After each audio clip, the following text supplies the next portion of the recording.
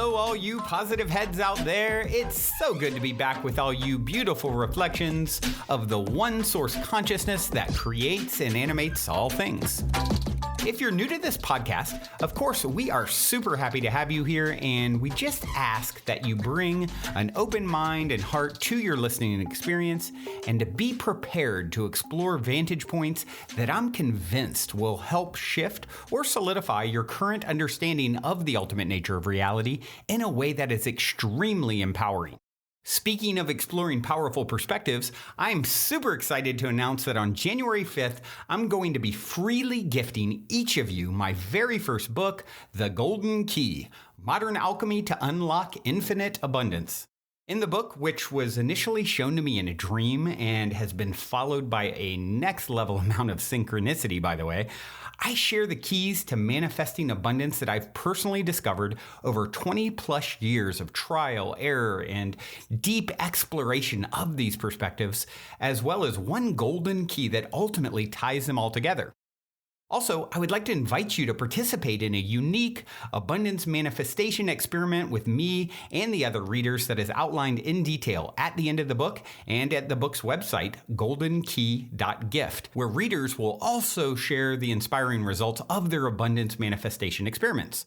So if you're wanting 2021 to be the year that you alchemize the circumstances in your life so that your abundance expands to an entirely new level, head over to goldenkey.gift to sign up to accept my golden gift right when it comes out on January 5th.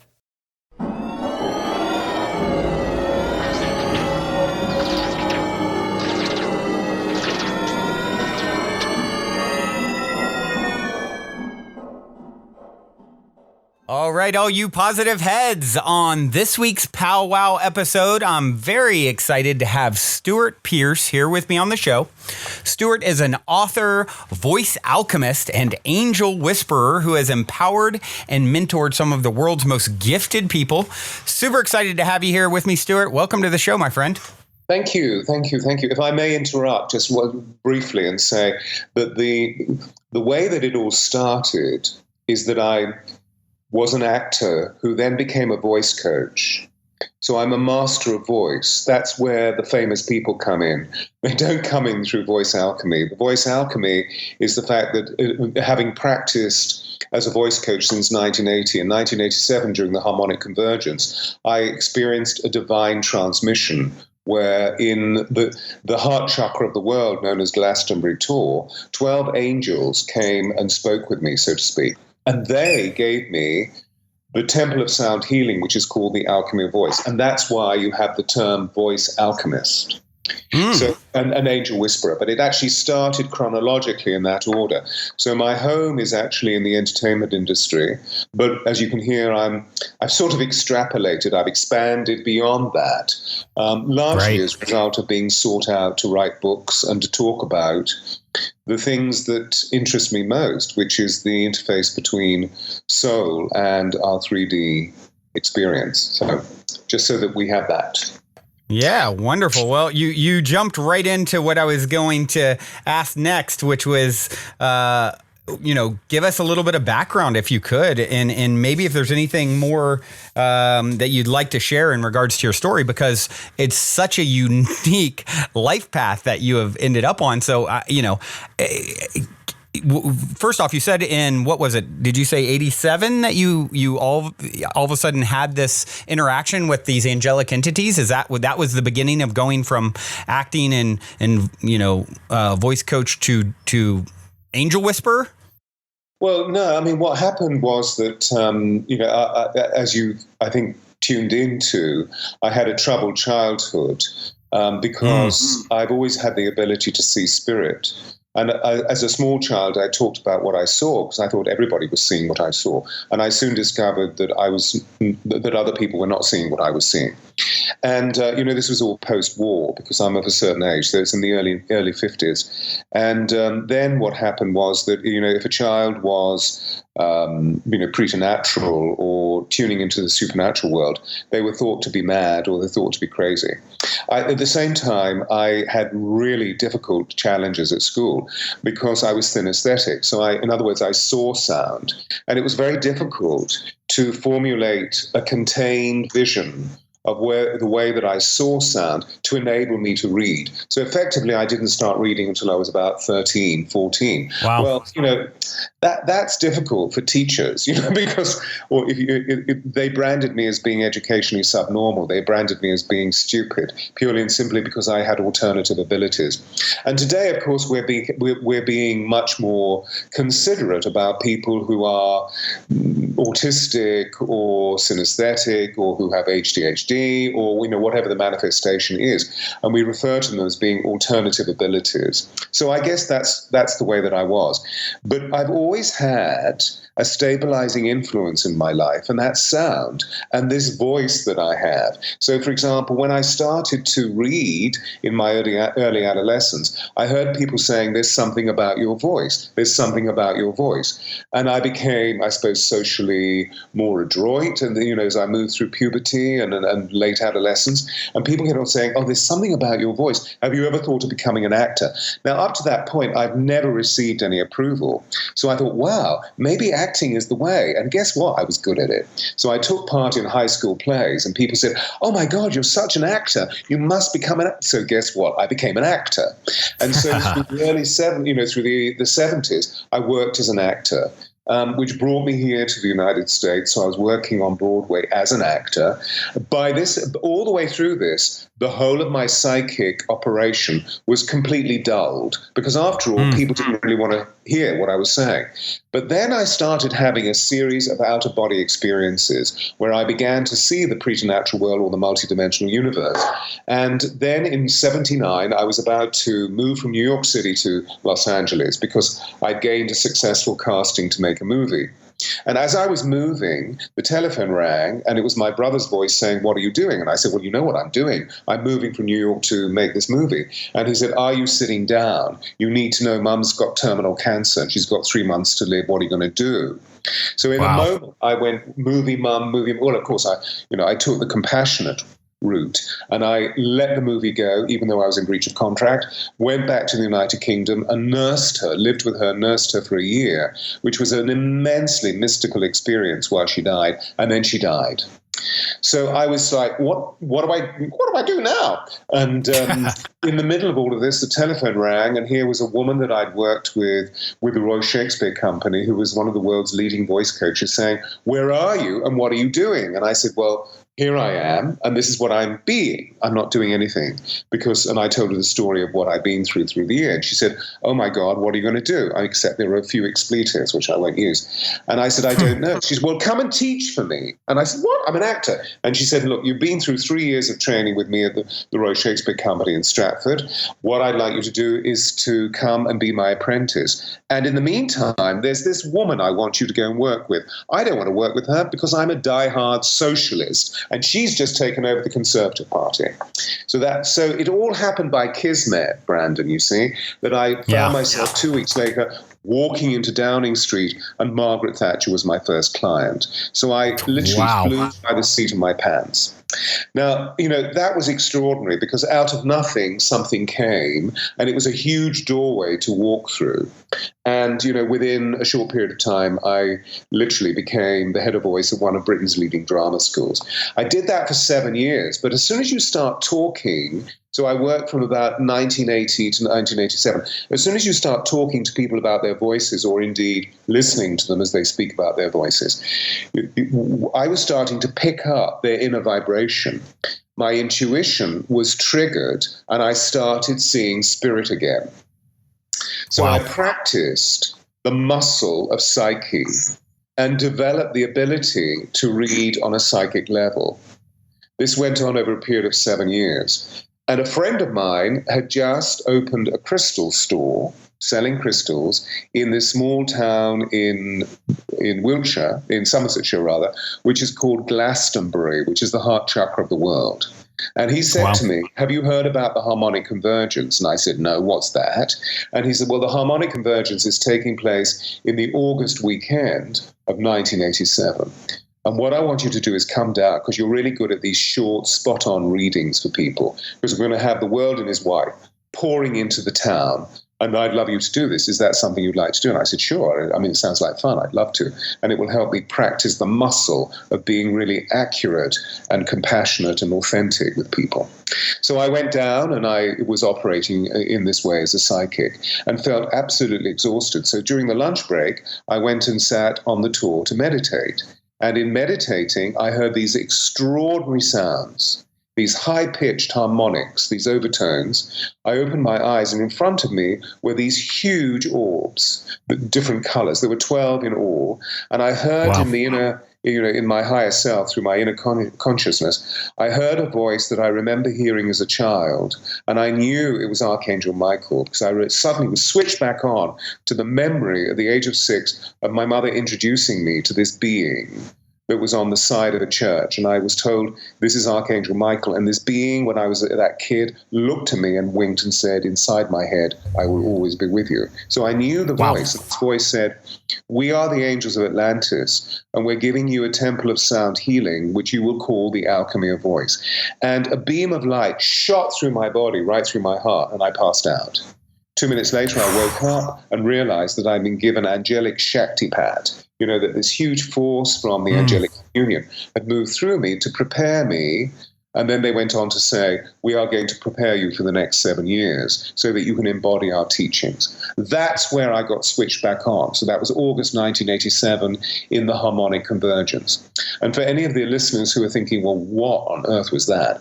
It was a grand trine opening in the heavens, this really powerful astrological configuration, which the Mayan or the Mayan people said would awaken 144,000 rainbow-like warriors to begin the journey, the light workers, the healers of the world, to begin the journey from 1987 to 2012, December the 21st, 2012, which of course marked the precession of the equinoxes. Right.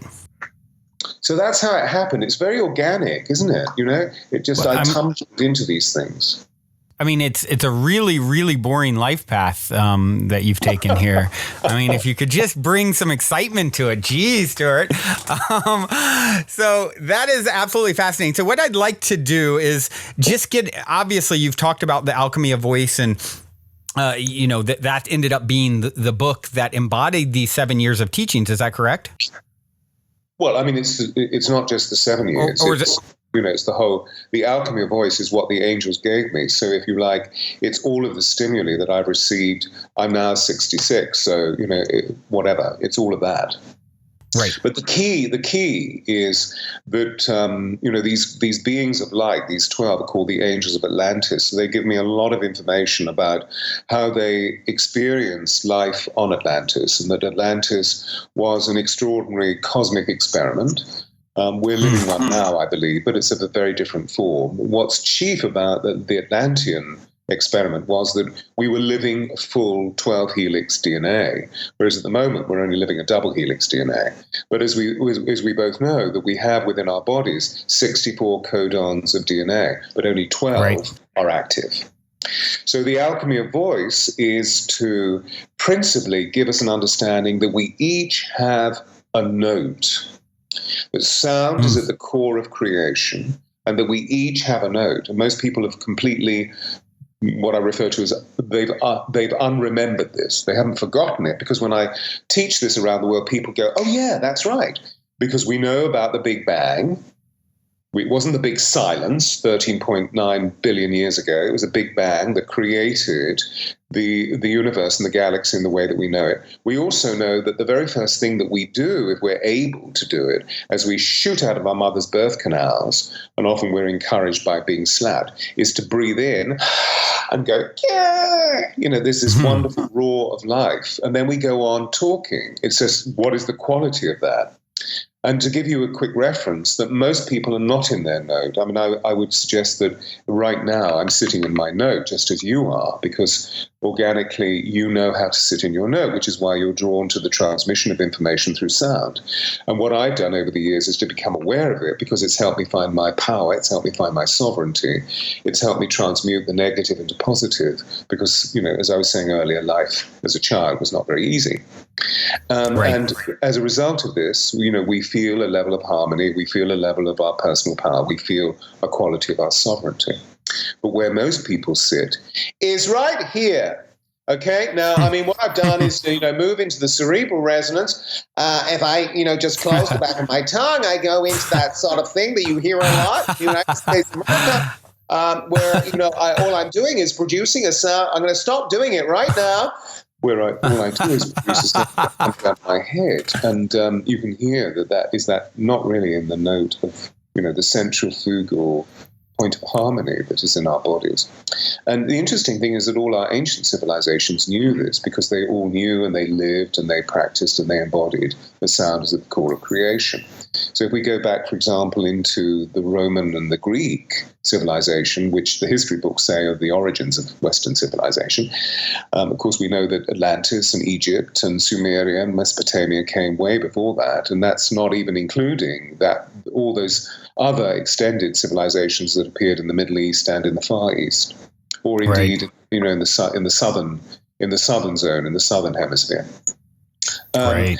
But, the most important thing about sound is that, for example, in Rome, it was taught that if we found persona, you found your note. And persona, which is the root of the word personality, of course, which sums up the essence of somebody, literally means per, through, sona, sound. So when we're talking about somebody's personality, we're really talking about their sound, except we're seeing the sound as being an amalgam of the whole force of that individual. And so they practice physically, emotionally, mentally, and spiritually through the different levels of our bodies, the earth, water, air, and fire, to find their node. And they stabilized it through three very particular sensations or ways of being. One was gravitas, or gravity. So it means, if you're relaxed, your voice has a body sound. You touch into your feeling sensations. Therefore, we choose to speak truth, and they call this veritas. And verity means speaking truth. Therefore, we resonate integritas, or integrity, which for them meant that the integers of the body, the physical, emotional, mental, and spiritual, or if you like, the earth, water, air, and fire, would become integrated within the body. And as a result of that, we resonate integrity. And this is how they live their lives. Isn't that amazing? Yeah, and completely amazing. And, it's funny, as you were very, of course, joking, but I laughed a lot at your imitation of people, because that we all know that voice that is sort of the drone voice that everyone's taken on. Absolutely. I did a workshop here in LA on Saturday, and I had several young ladies who, they were really like this the whole time. So what I help them do is find a way of being able to relax. And, the interesting thing about when we find our note, we find that it's position, physiologically speaking, because obviously our voices are purely physical means that we use to communicate the way we think and feel. But actually, it goes right into the heart. So, I come up with this very ancient proverb which says, if words arise from the heart, they enter the heart. If words arise from the tongue alone, they don't pass beyond the ears. But if words arise from the heart, they enter the heart. And so, when we look into the huge revolution that we're all living, those of us that are aware, and if you like, most of our great teachers like Marianne Williamson and Deepak Chopra are saying that we're in the middle of a vortex of a spiritual revolution, that one of the great things that people are talking about is, can we open our hearts? Can we find compassion? Can we really see that love is all there is? And so there's this interweaving of inspiration within what I'm offering the world about how we can alter our mental body in conjunction with our emotional body by tuning into the physical body in finding our note. So we become much more harmonious, we become much healthier people, and as a result of that, we start maturing and stop living through the programmed negativity that brings us to guilt and shame and denial and self-fulfilling dissolution. How does a person who is hearing this and feeling what you're saying go about finding their unique note, their signature note? You go to my website. I've got two websites, stewartpearce.com, so www.stewartpearce.com, which is the corporate site. So you'll see me looking very smart in a suit, and there's my public. And then there's the other website, which is www.theangelsofatlantis.com. www.theangelsofatlantis.com. And as one clicks onto that, you'll see in the toolbar shop. Go to the shop and it clicks into CDs or recordings. And the first recording that I made is called Awakening.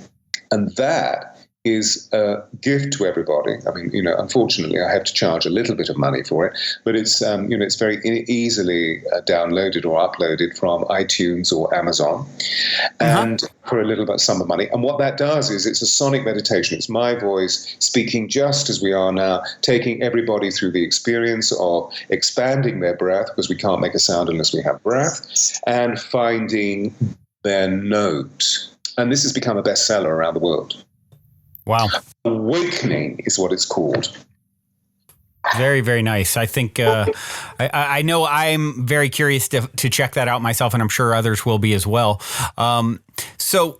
You talked a lot at the beginning about your initial experience with these archangels of Atlantis, and you went on to write a book all about that. I would love to hear and learn. I mean, I think that's something that is out there. We've all heard, or most of us anyway, about Atlantis. Is it a myth? Is it real? Obviously, you're saying it's real, and you're getting information from outside of recorded history or the lack thereof, maybe, where Atlantis is concerned. So I'd love to hear, what all do you break down in that book, and what can you tell us about Atlantis in general, and, what was really going on there? Because you hear a lot of times, of course, that we're repeating that in some way too. I'm sure you've at least heard that theory. It's sort of like a reboot, and they destroyed themselves, and you hear these different ideas, and I'd love to see what you learned from your angelic friends about that time. Yes, and it's there in the book that I wrote, The Angels of Atlantis, which has a whole introduction to tune into the question that you're asking me. Some of the facts I can give you right now, and the whole inspiration behind the angels is that we recreate or reform or remember the way that we were in Atlantis. Now, the civilization of Atlantis, from a landmass point of view, poured from the area that we now refer to as being the mouth of the Gulf of Mexico all the way over to the eastern seaboard of the Mediterranean. So it's a very large continent. Wow. And through the teaching that I've received from these 12 extraordinary beings of light, some of whom, by the way, are very familiar. We know Michael, we know Raphael, we know Uriel, and we know Gabriel. And then there are other angels called Metatron and Shamael and Uriel, I mentioned. Who else is there? Zadkiel, Safkiel. The interesting thing is that the 12 each have a very specific job. And in Atlantis, they not overshadowed, but they overlighted 12 communions that were made up, they were like townships that were made up of 144,000 people. The geometry and the numerology are very significant because each of these forms, numerology or geometry, etc., they each have vibration. And what the Atlanteans were trying to do through the experiment that we're also living, which is bringing spirit into matter, They were living through the 12 helix DNA. And so they had very open powers to do with telekinesis, to do with very advanced levitational processes, psychic. So they were actually able to stabilize a very new bioculture to the degree where for 1,000 years, in the middle of the civilization's chronology, from approximately 250,000 BC to the end times, which were somewhere around 15 to 10,000 BC. In the middle of that period, for 1,000 years, the extraordinary priest wizards and priestess witches were able to manifest an energy band around the continent that stabilized very complex meteorological processes so that we lived a paradise. And I believe that that was the origin of the idea of the Garden of Eden. Wow. I mean, there's so much I could say about Atlantis, but the most important thing to recognize is that they were actually living a 12 helix DNA. So they had superpowers. They could levitate themselves. They could travel very easily through thought. They could astrally travel into the cosmos because they all knew which planet they had come from, that planet Earth was a colonization of many different planets. And just as we're waking today to the fact that the galaxy is teeming with life, the angels teach me that we're one of 24 civilizations living within our galaxy. It's just that our brothers and sisters who are extraterrestrial or indeed ultra-terrestrial, many of them don't have bodies. Some of them have the ability to move from antimatter into matter, which is why we're seeing them. We're seeing their spaceships, and sometimes we're seeing their form, particularly with the Greys and the Arcturians who come to us a lot. So that, that begins a huge avenue of activity in relation to extraterrestrial consciousness. So they were very alive to the nature of the way that cosmology functions, which is something that we're slowly waking up to today and realizing that, as Einstein said, is the universe, is the galaxy friendly? And of course it is. We love to point a finger at the Nibiru and say that there are evil extraterrestrials that are going to take us over. I feel that there's a seed of... The Anunnaki. The Anunnaki, exactly. There's a seed of truth in that. But I feel that it's escalated by the mentality of the conspiracy theorists, who are, on the whole, very interesting people. But, the thing that I don't necessarily condone is that most of them are very, very angry. And they're angry the death of our current civilization, because obviously the patriarchal civilization that we've lived for 2,500 years is going through its death throes.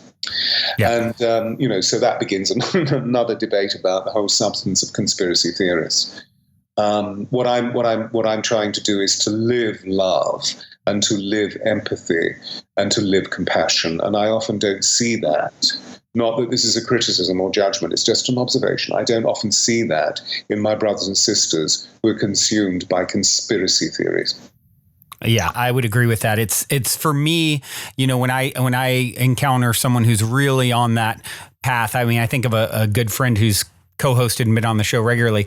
He's one of the most brilliant, beautiful souls I know. And yet he's, it's like there's certain people that are really tempted to sort of follow those threads of conspiracy. And it's sort of, it takes you to a dark place. And I feel personally the best way to sort of deal with, I'm not saying there isn't things going on and there's a lot of shady past and even things that are happening now. But, I personally feel the best thing that I can do is put my energy in the direction of what I want to see more of, as opposed to, obsessing over some of this stuff. Yeah, exactly. Absolutely. Absolutely. There's so much chaos on our planet. There's so much unhappiness. There's so much suffering. There's so much scarcity that people create. I mean, I don't personally believe in scarcity. I think it's something we create because we're living contrast. So as you were saying, let's all let's all uplift. Let's all transcend. Let's look for joy. Let's look for well-being. I mean, we're here to have a fun time. We're not here to have a shit time, Right. So, and I take that very responsibly. I don't mean that idly, so I do engage in projects. For example, a few weeks ago, I was in the Middle East with a musician friend of mine, where, because he's an international musician, we get young Palestinian and Israeli musicians into a rehearsal room where they play music. Now, these kids walk in and they hate one another. You can feel it in the atmosphere. Then they start to play Brahms or Schubert, or, they're musicians of a certain proficiency because of who they're being led by, and this friend of mine. And automatically the space changes from this hatred into this remarkable harmony. And then he gives them to me, and I take them into a 2-hour workshop where we find their note, and we end up crying together, we end up laughing together, and then they end up hugging one another. So the hatred is completely transformed. Beautiful. That's what I'm doing. That's incredible. So to just circle back to Atlantis, because one of the things that I'm curious about. Okay, so from what you're saying, you've been shown, that's a pretty long run that the Atlanteans had, from 250,000 BC to even 15,000 or 10,000 BC. That's a long time. What happened? Why did it end? Where did it go wrong? How was it destroyed? Well, there's an interesting phrase, isn't it, which is that we became fallen from grace. And that's mentioned in the Old Testament, as it's mentioned in the Upanishads as well, in the Hindu and Buddhist sacred texts. And I believe that what happened is that we began to become preoccupied in Atlantis with the notion of matter, that we began to become preoccupied with the sensations that were animal sensations within our humanness, to do with sensuality, to do with sexuality, to do with sensoriness. And we became so preoccupied with these that actually we became more dense, and we started to move away from the supernal connections that we had with the celestial. So in other words, we began to evolve. And in this evolution, we mutated. And at the same time, there was a high degree of intellectual capability about these people, and particularly in relation to electrocrystallography. So they used crystals to charge energy. The whole of Atlantis was, crystals were raining, where they would produce extraordinary power, rather like the generators that we have today. And particularly the great crystal, which is known as the Tuar, which was at the very center of the Atlantean civilization, which I believe now is lying on the ocean floor somewhere near Bimini, which again is in the mouth of the Gulf of Mexico, and creates this triangular form of consciousness, which we know as the Bermuda Triangle. So I believe it's still there. And in fact, I've been working with those energies for the last 12 years because of a project that I'm mentoring in the Dominican Republic. And the Dominican Republic is a very high escarpment of Atlantis, where there is a mineral, and it's the only place in the world at the moment where we find that mineral, which is called Larimar. And Larimar is a blue-green stone that Edgar Cayce, the sleeping prophet, said would be found in the 1970s, and it was the Atlantis stone. And so, indeed, his prophecy came true. A native man, one of the Taino, was there with his daughter in the high hills of the island, because it's a very remarkable island in the Caribbean. It has a lake below sea level and then a very high mountainous range. And there he was with his child, minding their own business, communing with nature, being father and daughter. And she kicked against a stone, and they found this blue-green stone. And, he washed it, and it just has this iridescent quality about it. So he called it Larimar, and the reason being that his daughter's name was Larissa, and Mar means of the sea. So her pet name was Lari. So he called it Larimar, the stone from the sea. And running retreats, which I will do the first 10 days of August on the Dominican Republic. So if anybody's interested, just go to the retreat page of theangelsofatlantis.com, and you'll see the web flyer. And we work through a series of rituals that are recreations of the way that we lived in Atlantis using Larimar. However, so the great crystal is still there. Now, back to Atlantis. I believe that the priest wizards, these extraordinary scientists, that their ego became more and more intensified, and they started to misuse their power. And so they created a fusion of electrocrystallology that actually somehow connected with sonar, because sound is at the core of creation, and they found a way of being able to fuse this to split the atom. And so they created nuclear fusion. Now, if you bring these constituent parts in, unlike the atomic bomb that we have, which is already very powerful in the most devastating ways we saw with Nagasaki and Hiroshima, but if you introduce these other features, it brings about a cataclysmic, explosive energy. And they used it. And I believe that one of the experiments literally moved beyond bounds, and they produced an energy which marked the cataclysm of Atlantis. I also believe that the civilization's chronology was coming to a close, and that, we see with the Gaia, we see with Mother Earth, that she closes things down and then begins anew, that nothing is nothing is permanent. Everything is constantly evolving. It's just that we humans like to fix things and make them permanent. Right. And there is no such thing as permanency. Right. We're from the source, and the source is an infinitely unfolding creative possibility full of love and joy. And so what this project is all about, this experiment, is bringing love and joy from spirit into our bodies, because we're spiritual beings having a human experience. Right.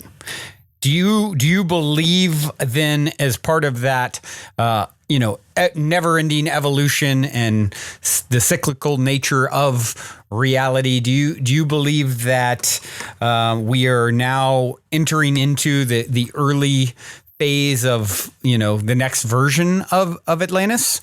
Unquestionably. And I feel that it will be, I've spoken to some major wisdom keepers around the world. I mean, one of them was Hunbat's man, who was the keeper of the crystal skulls, the 12 crystal skulls.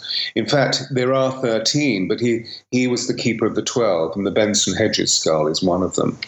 And he gave me a lot of information about this new era that we're moving into, which is the recreation of a rainbow light bridge between Atlantis and Lemuria. Wow. So it's a new world order.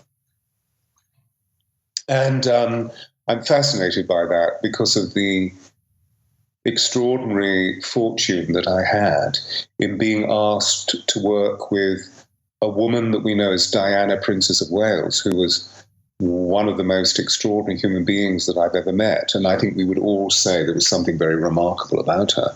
I mean, this was the most photographed woman on our planet. And yet her life was very short, and she passed at the age of 36 in this treacherous way. So was she murdered? Yes, she was murdered. And and I'm so fascinated by her, because this young chick, who was obviously very maladroit, she was very clumsy and disempowered, became the people's princess, and then became the queen of everybody's hearts. And then she was taken from us. And yet when she was taken from us, something really unusual happened that set a precedent on our planet, because over 6.5 billion people felt the wave of that Shakti when she died. Our hearts were all beaten into shape, so to speak, by love. And so we wept. And I believe, although she was killed, that it was part of her soul's contract to go at that time. There's a lot of information there that I've been given, either by her over the last few years, or indeed through some of the esoteric traditions that I've touched into, to understand more about the place where she died. And, I'll seed one idea, which is that during Roman times, the place where she died was the Temple of Diana. Oh, wow.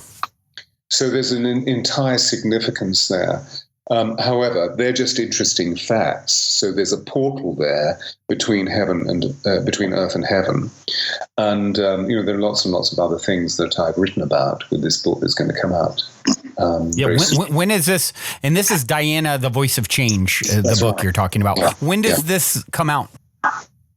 As yet, we're in negotiation with a leading publisher, so I don't have any firm dates. I do know that schedules for publishing takes a long time. So it'll be at the end of this year or the beginning of 2019.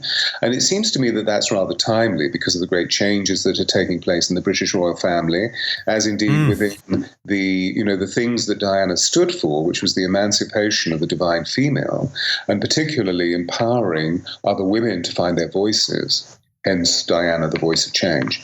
The hashtag #MeToo is just right on target for that. So wonderful women who have been oppressed are now finding their voices, so they're able to release the voice of oppression and find their power. They're finding their note and they're speaking it.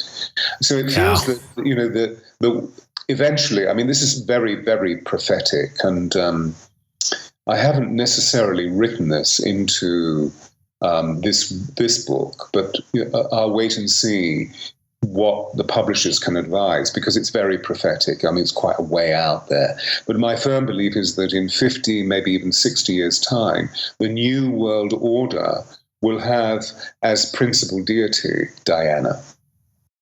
Wow. That's quite a fascinating prediction.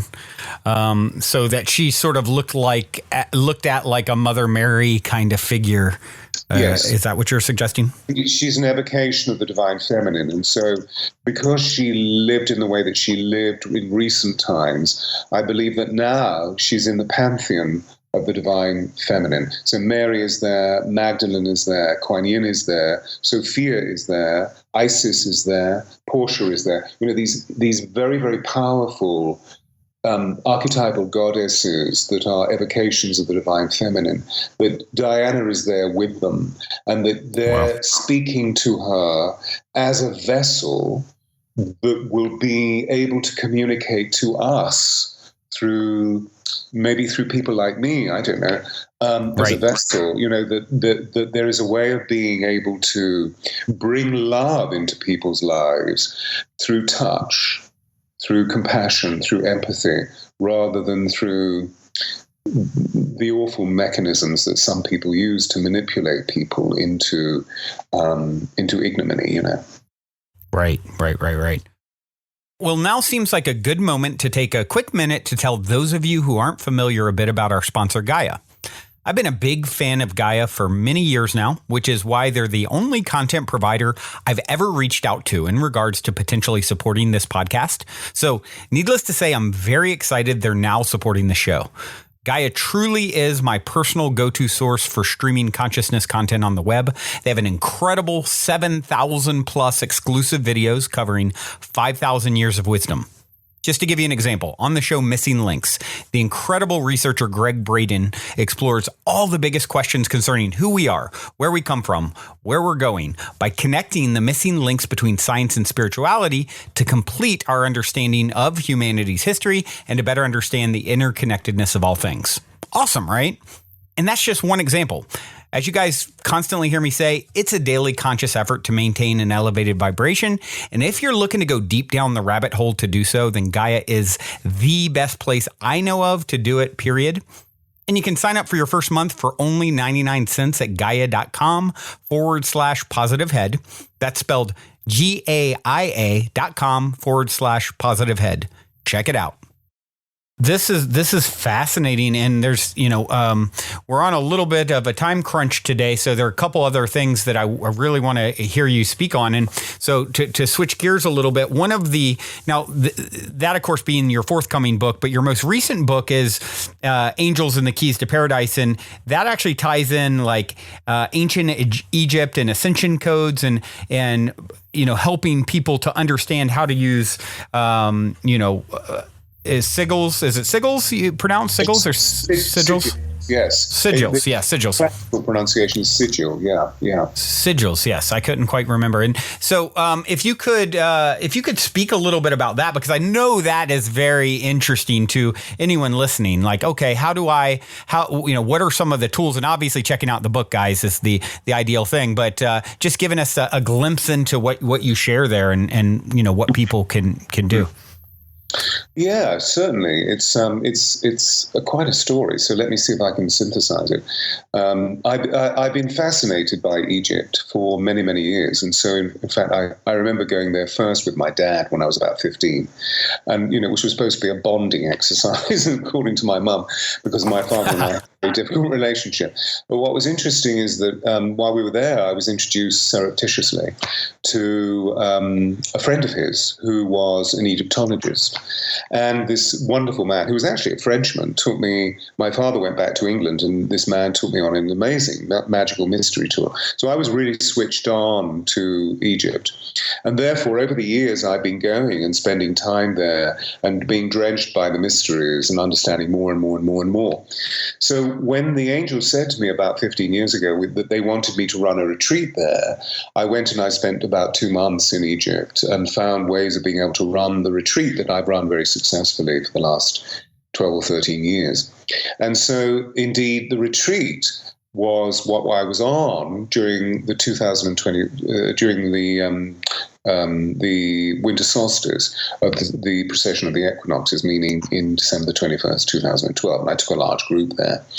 But I went through a series of mystical, as many of us did, I went through a series of mystical experiences, which, to cut a long story short, led me, with my Egyptologist guide, who's a very, very dear friend of mine, Ashraf Amin, led us to a tomb that is completely off the beaten track in the Valley of the Kings. In fact, it's not even in the Valley of the Kings. It's in a valley that is beside the Valley of the Kings, which is called the Valley of the Monkeys, or the Valley of the Baboons. And right at the end of this valley is a tomb, amazing tomb, completely by itself. And it's the tomb of a man called I, the high priest I, who was the high priest of Akhenaten and Tutankhamun and Nefertiti. So, I mean, there's a whole story there. But anyway, so I go to this tomb and I go through a series of mystical experiences while I'm in the tomb.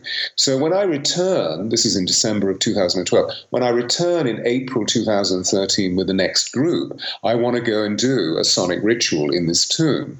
And when we arrive there, we're told that we can't go in because there's an electrical power failure. And I thought, well, bullshit, I'm going to go in anyway, even though you have to climb down 55 meters deep into the womb of the earth. I thought this is going to be fun, like Indiana Jones, and I'm sure somebody has a torch on them or something. Well, what was interesting is that this young guard stepped forward, this young Egyptian stepped forward, and he spoke English. And he had the most extraordinary eyes. And he said, I'll take you down. And he held up a candle. So I said, okay, you take us down. So we're climbing down into the bowels of the earth with this one candle. So it was very Indiana Jones. And when we got to the base, we surrounded this sarcophagus and I started a sonic ritual. And he joined in with us when I thought, wow, this is interesting, because here's a good Islamic boy chanting the Om. And he had the most amazing voice. And part of the experience of this initial ritual is to use sound to lift through the chakras. So we move from the base and we go up and up and up and up and up and up and up. So we're producing this very high frequency sound. And he's joining in with this, but he's doing something else. He's sort of singing an Islamic lamentation. It's absolutely amazing. But it gets bigger and bigger and bigger in volume. And I'm thinking, wait a minute, there's something unusual going on here. I'm keeping him out of the corner of my eye. And then suddenly he screams this blood-curdling scream. The candle drops to the floor, so we're in pitch black. My people are freaking out. And I'm thinking, oh, my God. I get on the floor, and I'm looking for the candle. Unfortunately, my hand finds it, and I light it. By this time, he's become quiet, and I hold up the candle and ask everybody to calm down, look over to where he was, and there's an old man standing there. What? There's an old man. He's transmogrified into an old man. And immediately, the eyes of this man open and look at me, and I know this is I. This is the high priest. Whoa. who died 3,500 years ago. And this being walked towards me and placed a hand on my third eye and a hand on my heart and used this incantation. It was really unusual. It doesn't sound like modern day Arabic. I believe it was a very ancient Egyptian Atlantean tongue. And I felt this bolt of lightning go through me, and I burst into floods of tears. It was the most extraordinary experience of coming home to the wisdom, the ancient wisdom of this extraordinary man, which incidentally I believe that reincarnated as Gandhi, as Mahatma Gandhi. He was an extraordinary Anyway, so I took him around to every member of the group and he blessed them.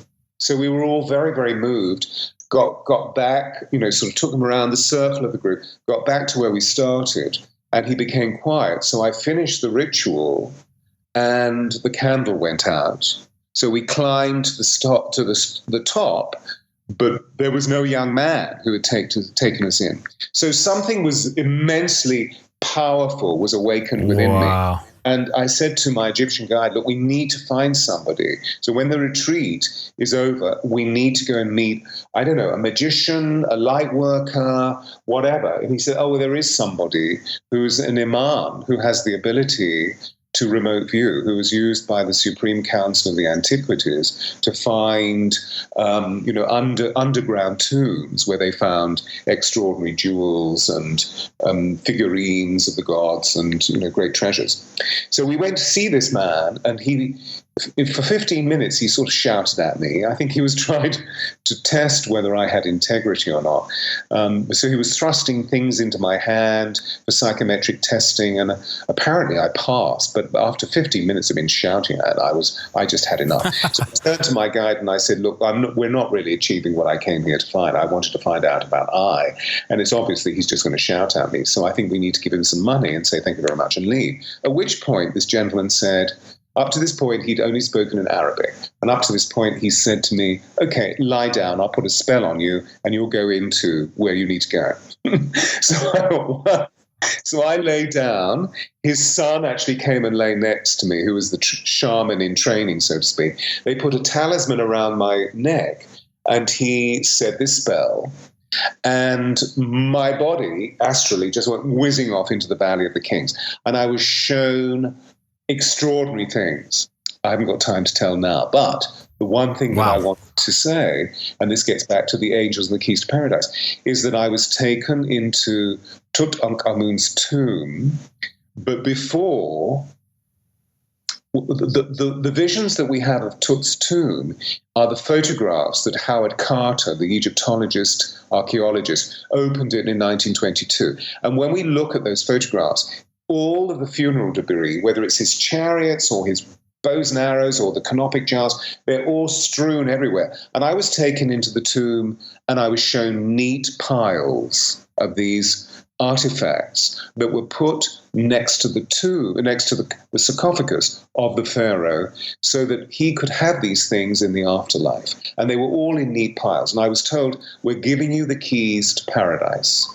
Each one is a representation of a discipline that you will teach to awaken people to a process called osirification, where the human body becomes so illuminated by light, by the release of shadow, by the release of the darker stuff. We become so illuminated that we become a shining one. So this is what the ancient Egyptians taught. I believe that we had something very similar being taught in the East, which is called Kundalini awakening. So the book, The Angels and the Keys to Paradise, is a compendium of these keys to paradise with loads of exercises about how to purify the body, how to purify each body, physically, emotionally, mentally, and spiritually, so that we become shining ones. Wow. That's how you basically acquired the information in the book, was through this whole experience that you had. Totally. It was all downloaded. I gave it to me. What a trip. That's quite the experience you've had there. And wow, Stewart, this has been so fascinating. And I know we're running short on time here. Is there any other bit of information or story that you'd feel compelled to share? Oh my gosh, there are so many, and yet I'm also aware of the fact that reluctantly, because I'd love carrying on talking to you, I have to go to an important meeting. So what could I say? I always ask a story of synchronicity or serendipity or a positive paranormal story. You've definitely checked that box. So I don't know that I need to circle to that, but even when we were talking, I thought it was something that I had on my list here if we had time to get to. I happened to catch a ring that you were wearing that was a beautiful ring, an ohm ring, a diamond ohm ring. And I mentioned it and you're like, oh yes, this was manifested in front of my eyes. And I'm like, that's an interesting story. I want to hear about that. That one's pretty short too. So maybe you could share that. Oh, it's quite convoluted. Okay, let me share it with you. So this would have been in the early 80s when I had changed profession from acting into voice coaching. And I was moving through London's West End from one theatre to the other, troubleshooting, helping actors, etc., etc. And wherever I went, I kept on hearing in my inner consciousness, zababa, zababa, zababa, zababa, zababa. You know how we do? We have these sort of, it's either a pet tune that's going through our minds, or there's a word that keeps repeating. Anyway, so I had this word, zababa. And I didn't know what it meant. And I mentioned to a friend of mine, and they said, a girlfriend of mine, and she said, well, maybe it's syllabub, which is a dessert, because I have a sweet tooth, and all of my friends know that I love sugar. So maybe it's right. And so I thought, oh, well, maybe it's syllabub. Maybe that's what it is. Anyway, I went into this store, which has just opened, and this was 1981 to whatever it was. This was called a New Age bookstore. And in front of me was this book, which said Sai Baba Gita. And I thought, that's what it is. It's not syllabub, it's Sai Baba. It's not Zababa, it's Sai Baba. Okay, so I buy the book and I go to a tea shop and I have a cup of tea and I read it. And sort of, 4 hours become 2 minutes, as it were. Anyway, so I think, oh my God, I have to go home. So I go home. And my neighbor meets me at my front door saying, hey, this parcel came for you today from the mailman, which I've taken in for you. And I look at the parcel. And like a kid, I love gifts, so I went into my apartment and I tore the parcel apart. And it was from Sai Baba's ashram. Wow. It had within it vibhuti, sacred ash, which pours out of his hands. And it had a photograph of Baba. And on the back it said, come and see me. So wow. I was being called, right? So 2 weeks later. So this happened right after you hear this in your head, you find the book, and is this the same day you have the package waiting for you? Yeah, I go home and there's the mail. My neighbor said the mailman came and gave you, and so I think I'm onto something really powerful here. So I'm on a plane out there and I arrive at 4 o'clock in the afternoon at the ashram, and I'm told, go and shower, put on white, and come to Darsham. So, okay, right. So I go shower and put on white, go down to Darsham, slightly jet lagged, and there are 2,500 people there, and we wait for about an hour, and then Sai Baba comes, and as I'm sitting cross-legged on the floor by the aisle as he walks past me, and what goes through my mind is the question, I wonder what would happen if I tripped him up. And that's something I would think. I constantly just think like the weirdest. At me, and I thought, oh shit! Thought is a living energy. So my first lesson: thought is a living energy. Be really scrupulous with your thinking. So then he goes and he sits up there, on his chair, and then he conducts this sacred ceremony. And I keep thinking he's looking at me, and so I'm going through the contortions of, God, Stewart, your ego is so big. He's not looking at you. He's dealing with. But suddenly this monk comes up, this brahmachari comes up to me and says, Baba wants you. So I went up to be with him and helped him, held a dish with vibhuti in it and blah, blah, blah. And he kept on, sort of chucking my cheek, like a father does to a son. And he turned to me and said, come and see me afterwards. So I went and saw him afterwards and waited for about an hour. Then he came and I had a private audience with him. That was amazing because he put his hand on my head and gave me something called Shaktipat, which is the universal force. So I couldn't stand up for about 2 weeks. And he said, go here, then look after you, and then come back and see me. So 2 weeks later, I went back and saw him. And this is when he said, "You look much better. Much better. Too much thinking. Too much worry. What's the point of worrying when you can pray?" So, I was born of warriors, and, there was always this state of anxiety. So I learned something fundamental, which was how to transmute worry into prayer.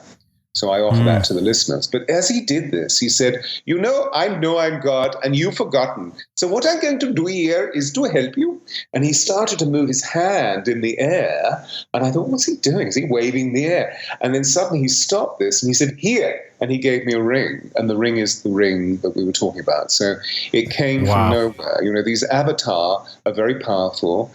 To tie it in with Atlantis, they have powers of telekinesis. So I saw him walk on water. I saw him bring out of his hands jewels. Wow. And they're magicians in the way that the ancient magi were. They're able to bring matter out of antimatter to indicate to us that there is more in this world, Horatio, than you dreamed of in your philosophy. Stop fixating the material. So, and there, I'm going to have to rush off. Yeah, well, that is, what a packed episode. What a packed experience of so much information, so many cool stories. I am a sucker for amazing stories, and you, my friend, are full of them. So thank you for taking the time to come on and share. And I certainly encourage everyone to connect with you and check out all your work. And what is the best way for people to connect, or just through the website? Yeah, through the website, or just, send me an email, Stewart@theangelsofatlantis.com. Brandon, it's been wonderful. Thank you very much for inviting me. I've had an absolute ball, and we must do it again when the next book comes out. I would absolutely love that. I would like to ask you one last 60-second question or less. What is the meaning of life? What is the meaning of life according to Stewart Pearce? The meaning of life is to fully embody spirit. And feeling is the language of the soul. Feeling is the language of the spirit, not thinking. So it's, what are you feeling? If you're not feeling good, then let's find some ways of being able to transmute the negative into positive, because we are predestined to live lives of absolute joy and absolute love. So beautifully and eloquently stated. Thank you, Stewart. Again, you are a gift, and it's been quite the joy to connect with you today. Bless you, Brandon. Namaste. Namaste to all, Namaste. To you, to all our listeners. Till next time. Ciao. Also, before we sign off, I wanted to remind you about the game with the universe on our website. You can choose the first number that comes to your mind, and it'll pull up that episode number of the podcast. I've been saying this is a great way to co-create synchronicity and magic with your higher self for quite some time. And if you go to positivehead.com/universe, there is a super fun and simple interface to play this game with your higher self.